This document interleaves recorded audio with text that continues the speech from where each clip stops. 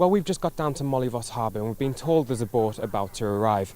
And these refugees are actually the lucky ones. They paid over €1,500 to get here in the daytime rather than make the far more dangerous nighttime crossing. The crossing took 5 hours, and believe it or not, the volunteers who've seen thousands of people come this way said this was one of the best they've seen. And with everyone off safely, the bags were handed out to children. The water level here in Corbridge on the A695 would have come up to my waist over the weekend, imaginably a terrifying sight for residents of 85 properties that were damaged by Storm Desmond after 2 severe flood warnings were issued for the area.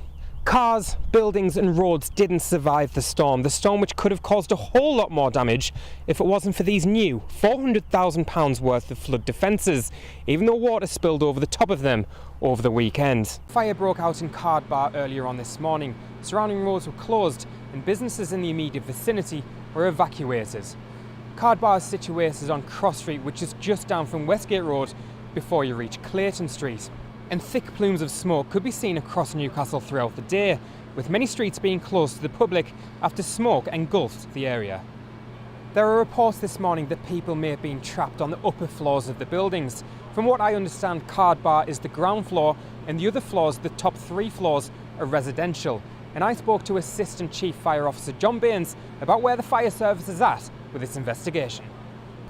So it was here in this car park round the back of the Angeethi Indian restaurant in Low Fell, where at about 10:15 on Tuesday night, 2 men in a black Ford Focus entered the car park and asked workers of the restaurant if they wanted to engage in sexual activity with a woman that was in the car. Northumbria Police have confirmed that they are treating this incident as one of sexual exploitation, and earlier on today I spoke to Detective Superintendent Richard Jackson about where the force is at with its investigation.